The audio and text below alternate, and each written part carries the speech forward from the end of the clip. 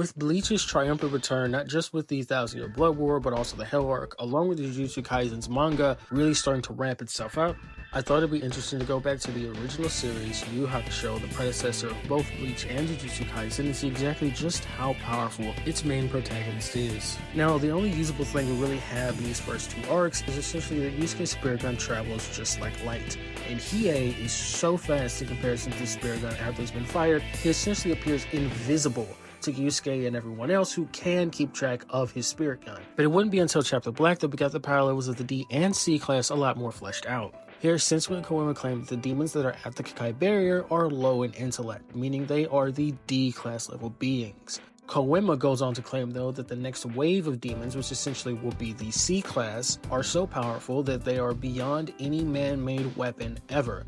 On top of this, the implication that if the C class pour into the human world, that the human world will end is made very clear.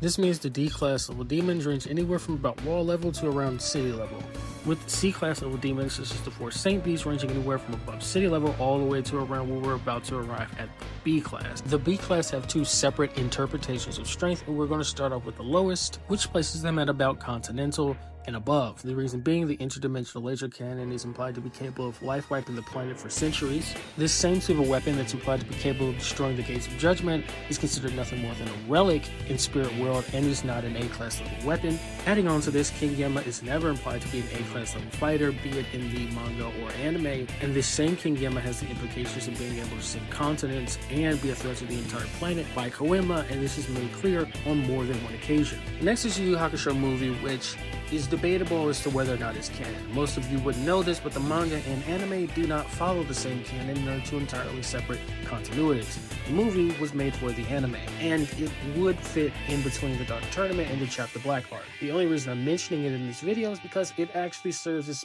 proper filler for this arc and the next arc's power level increase, so take it for what you will. In this movie, there's an object known as the Sphere of Power. King Yemma in this movie is also referred to as an A-class level fighter. He was implied to have destroyed and sealed away something known as the Netherrealm being a parallel dimension to Demon World, which is implied to be an infinite-sized dimension.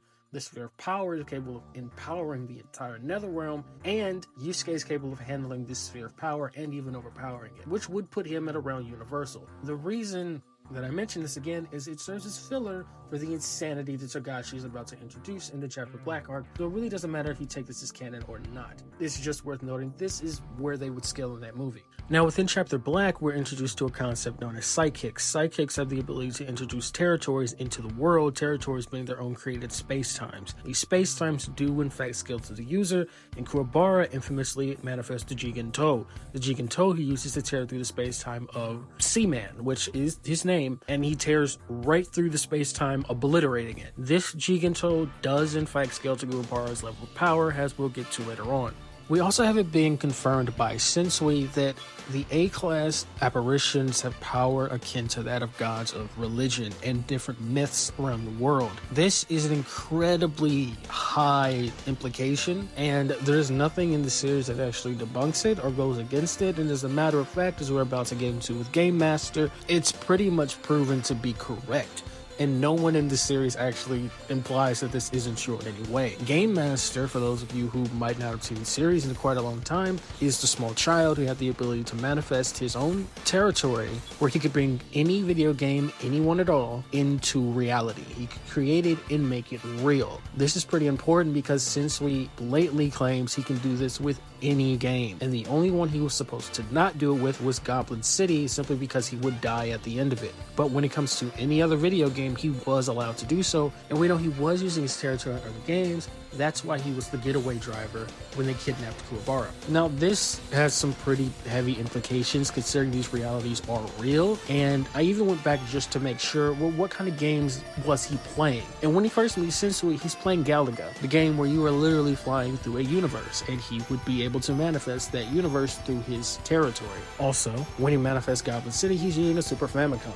All I'm saying is, at bare minimum, he's universal. But in all honesty, if we're being really honest, he could pop in Final Fantasy VI into that thing. That's all I'm saying. And the thing that makes this even worse is that his territory is an A-class level territory. all the psychics here are registering at about A class. The reason that carries so much weight is because we're also introduced to the inverse man, or the shadow man.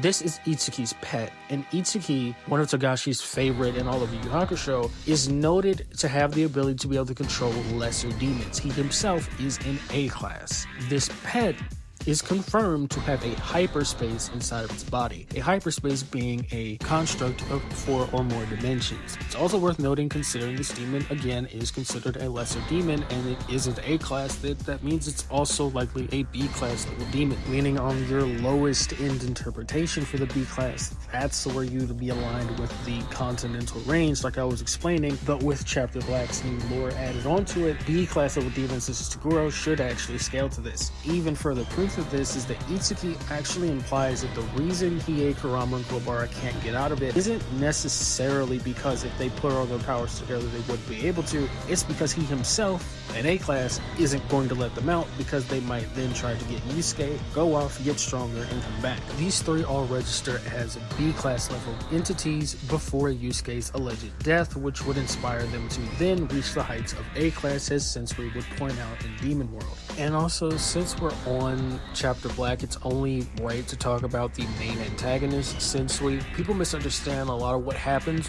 involving him. For one, the being a threat to the planet is 100% true. The power level increases in Yu Yu Hakusho from percentage to percentage is exponential. This is shown with the Elder and Younger Toguro. Elder Toguro being an upper B, getting one-shotted by the Younger Toguro, meaning that every single time we've seen him power up outside the fight with Genkai was for show, and he didn't actually do it. He goes up against Yusuke, who releases the spirit cuffs. Yusuke completely demolishes him. He then gets an increase of 5% in his power, and now just the air pressure coming off of him is enough to threaten Yusuke's life. His aura is enough to cut him up.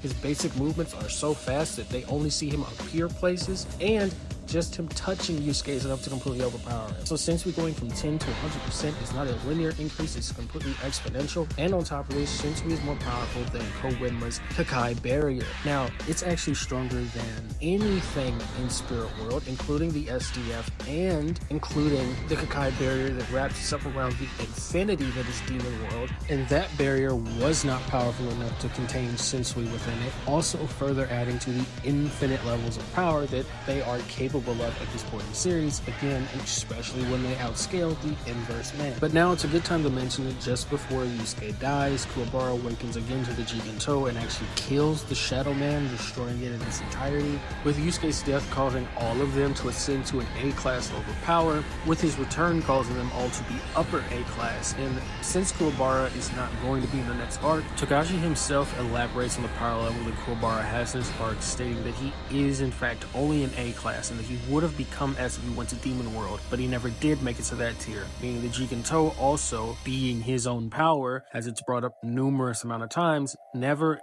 encroaches on the S-class level of power, much less the Demon King level of power. And this just adds on to the fact that he, again, cut through and destroyed a hyperspace, but he would not be able to do things to entities in those tiers above him. Also, Kuwabara does have the statement that he has the ability to transcend dimensions, so take that for what you will. And now finally, to wrap this arc up, we have Yusuke getting his Vasto Lourdes moment, and he also has a separate moment that Bleach parallels as well, because it does many things in Yu Yu Hakusho with the mountains are missing moment. The reason the mountains are missing moment is important in Yu Yu Hakusho is simply to establish the Demon World's durability is completely different from that of the Earth. Sensui again was too powerful to even do anything on Earth, yet he's in Demon World. The ground is perfectly fine. Even the ground he's standing on can handle his power. This also adds to the fact that Kuwabara, Hiei, and Kurama can be within his presence and survive his aura, something they later on cannot do because spiritual pressure is basically a thing in Yu Yu Hakusho. And finally, on to our last section, and this one's going to be a lot shorter. We get introduced to Hokushin,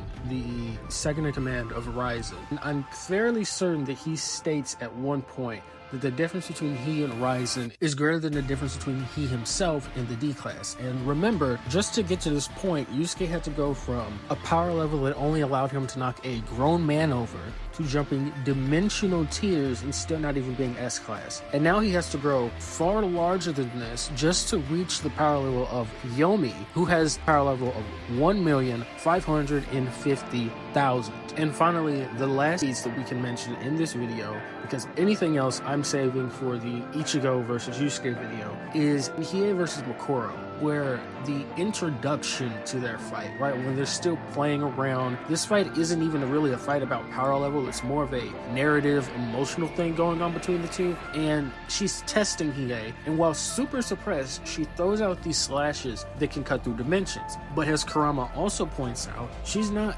just simply cutting a small space, she's cutting the entirety of Demon World, again, the infinite dimension. And we actually see in the anime depicted that the entire sky and Demon World itself is shifting over and over, meaning Hiei is dodging attacks that are at bare minimum, traveling at infinite speeds, while these two are super suppressed. For now, this is pretty much the last that I really have to say about Yusuke's power level before making any other later videos. He is far, far stronger than most people, or really anyone seems to realize or give him credit for being. But if you liked anything I had to say, then feel free to like, share, and subscribe. Yu Yu Hakusho is definitely a series in the future I will be returning to.